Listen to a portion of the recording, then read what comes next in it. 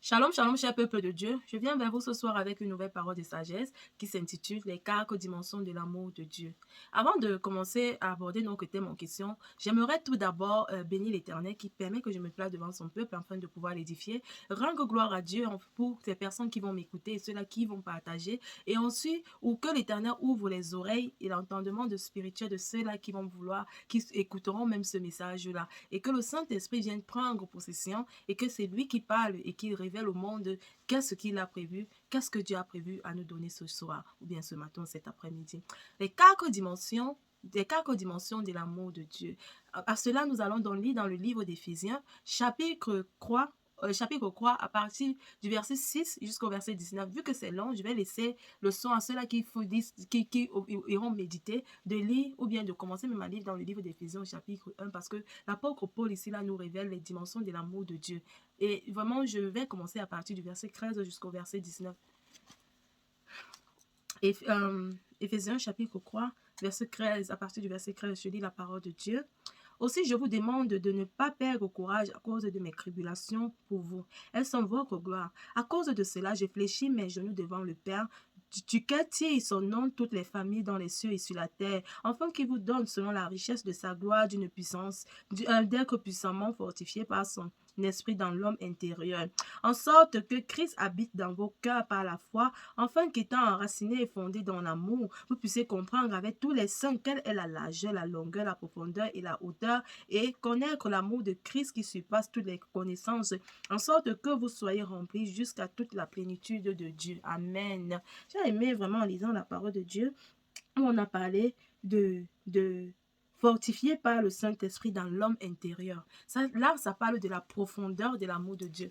Donc, en fait, la société aujourd'hui est confrontée à deux catégories je vais prendre deux catégories deux catégories de l'amour. L'amour des hommes et donc l'amour humain et l'amour divin. L'amour des hommes ici là qui se reflète à l'amour humain qui se autant pour moi qui se reflète à l'amour des hommes. L'amour des hommes qui est toujours soit qui amène toujours des pleurs, l'amour des hommes qui vient toujours soit qui développe un caractère d'égoïsme en nous, l'amour des hommes en fait qui est un amour qui n'est pas large comme l'amour de Dieu. L'amour des hommes, il y a même d'autres personnes qui disent que moi j'ai pas connu l'amour, c'est-à-dire l'amour des hommes c'est un amour qui ne sera jamais complet. Et maintenant tombons dans l'amour de Dieu. L'amour de Dieu est un amour divin pour commencer. C'est un amour qui ne souffre pas, c'est un amour large, c'est un amour sincère et c'est un amour qui a été payé afin que nous puissions le recevoir gratuitement. Et cet amour-là, Dieu nous le montre dans Éphésiens, dans le livre d'Éphésiens. Donc ici, là, la première dimension de l'amour de Dieu dont je vais parler, c'est l'amour de Dieu en tant que largeur, l'amour de Dieu dans sa largeur. Dans l'amour de Dieu dans sa largeur, l'Éternel ici là nous a envoyé son Fils afin que nous puissions bénéficier de cet amour-là pour ceux-là qui ne sont pas, c'est pour ceux-là qui sont païens parce que auparavant, avant la venue de Jésus-Christ, on distinguait ceux-là qui étaient sauvés étaient seulement ceux-là qui c'était les juifs, c'est-à-dire ceux-là qui étaient les non-païens. Mais aujourd'hui, Dieu donne la possibilité à tout le monde d'être sauvé au travers de son Fils unique qui s'est fait chair et qui a donné sa vie pour nous. Donc, l'arrivée de Jésus-Christ vient en fait abolir cette loi-là qui était là, afin que cet amour-là, qu'il y ait une nouvelle renaissance d'une nouvelle loi qui vient en lui, afin que nous soyons tous sauvés. Maintenant, dans ce passage, pour ceux-là qui sont les lecteurs de la Bible, je vais juste mentionner un verset biblique qui va faire référence à ça. Nous allons lire, c'est le livre Éphésiens chapitre 3 au verset 6. Donc, dans la deuxième dimension de l'amour de Dieu, c'est l'amour de Dieu par la longueur. Dans l'amour de Dieu par la longueur, ici, là, on nous fait comprendre que Dieu nous a tant aimés ici, là, et que le péché a été aboli. Donc, en fait, peu importe comment tu es, peu importe ta catégorie, peu importe la distinction sociale que tu es, peu importe ton sexe, peu importe comment tu es, je dis bien, l'Éternel est à pardonner. Donc, c'est pas le pardon du péché que l'Éternel vient nous montrer la longueur de l'amour de Dieu, et qu'il nous a toujours aimés et il nous aime comme nous sommes. Donc, en fait, en venant vers lui et que tu reconnais ton péché, l'Éternel va toujours te pardonner. Donc, Dieu nous aime, pas qu'on puisse... enfin que Dieu nous aime, c'est pas par comparaison à ce Dieu là que certaines personnes poursuivent aujourd'hui, mais Dieu est amour et c'est pas le pardon du péché que vraiment il nous parle de l'amour par longueur. Et maintenant ici là l'amour de je vais même encore ajouter quelque chose dans ça. par l'amour de Dieu, par l'amour de Dieu, par longueur. Ici, là, je vais encore ajouter que c'est qu'il nous aime depuis toujours, malgré la présence du péché qui agit pour nous. Malgré la dimension du péché que nous avons, il nous comble. Et à travers ce péché-là, à travers cet amour-là, il ferme les yeux sur ce que nous faisons, sur nos péchés et tout. Maintenant, l'autre dimension de l'amour de Dieu que je vais énoncer, c'est l'amour de Dieu ici, là, par la hauteur. L'amour de Dieu par la hauteur, c'est un amour gratuit. C'est un amour ici, là, qui fait grâce. C'est un amour qui vient par la grâce. C'est un amour qui vient d'une façon gratuite. Euh, c'est un amour de Dieu qui n'est pas contraint. C'est un amour libre. Dieu te donne le libre choix de venir à lui, comme de ne pas venir à lui. C'est un amour qui ne conditionne pas, c'est un amour qui ne condamne pas, c'est un amour qui ne te demande pas, ça ne dépend pas de, je sais pas, c'est un amour qui dépend de toi en fait. Quand il t'appelle gratuitement. Si tu as le niveau de dire je ne viens pas, tu as envie de refuser son amour. Non, c'est un amour qui est avec toi. Maintenant, la dernière dimension de l'amour de Dieu, c'est l'amour par profondeur. Oh waouh! L'amour par profondeur. Quand tu écoutes même d'abord ça, tu vois déjà dans quoi l'Éternel veut nous amener. Ici, là, on nous a dit, l'amour par profondeur, c'est l'amour de l'esprit.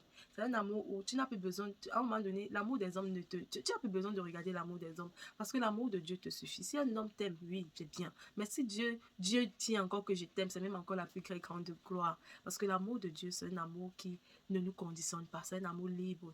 Et cet amour-là nous a été donné au travers de son Saint-Esprit. Et le Saint-Esprit est là pour nous apaiser. Le Saint-Esprit de Dieu est là pour nous donner, pour nous faire encore grandir en hauteur, dans les profondeurs, de nous amener encore plus loin. Donc cet amour-là, c'est un amour qui, qui n'a pas besoin, c'est un amour qui n'a pas, donc le péché même, c'est un amour dont le péché n'a plus de place en fait. Parce que quand tu as cet amour pour Dieu là, même le péché pour toi là, tu n'as même plus envie de suivre une certaine vie parce que tu veux marcher avec Dieu, parce que tu veux continuer à évoluer avec Dieu, parce que tu veux continuer, tu veux seulement plaire à ce Dieu là parce que tu vois tout ce qu'il a eu à faire pour toi, tu as vu, il a envoyé son fils unique a payé nos rançons, il a effacé nos condamnations, tu vois, il nous a laissé le Saint-Esprit, c'est le Saint-Esprit qui vient en nous, l'Esprit de Dieu vient en nous. En fait, c'est un amour où vraiment tu laisses l'Esprit paraître. La chair se tait, la chair n'existe plus. Peut-être dans les autres, par exemple, l'amour par largeur, l'amour par longueur, il y avait l'Esprit, la chair, tout ça. Mais l'amour par profondeur, c'est un amour pur et sincère. Donc, je vais m'arrêter là. Je vais m'arrêter là pour les versets bibliques, pour ceux qui auront besoin des versets bibliques. Par exemple, pour l'amour par profondeur, vous pouvez lire dans Éphésiens 2 au verset 45, dans Ésaïe 55, verset 7, dans Ésaïe 1, verset 18, et ma partie favorite dans Jérémie, le livre de Jérémie, où Dieu dit, je t'ai aimé. Il dit, avant que tu ne fusses dans ce monde, tu vois, avant que tu ne sois dans le ventre de ta mère, je t'avais, avant que tu ne sois dans le ventre de ta mère, je te connaissais. Avant que tu ne fusses venu dans ce monde, tu ne fusses sorti du sein de ta mère, je t'ai connu et je t'ai établi. Je t'ai établi prophète des nations. Peut-être c'était pour Jérémie. Mais comment Dieu m'a établi quoi, par exemple? Donc, trouver son identité, c'est aussi une preuve que Dieu nous aime. Et vraiment, j'espère que je peux t'aider pour cette vidéo, pour ce partage. Dis-moi si c'est que je dois encore améliorer quelque chose. Dis-moi si ça t'a plu vraiment, que cet enseignement t'édifie encore et que cette parole de sagesse, comme je dis, la parole de sagesse à retenir ici, là, c'est le verset 18 qui nous parle des quatre dimensions de l'amour de Dieu. Ah, merci encore.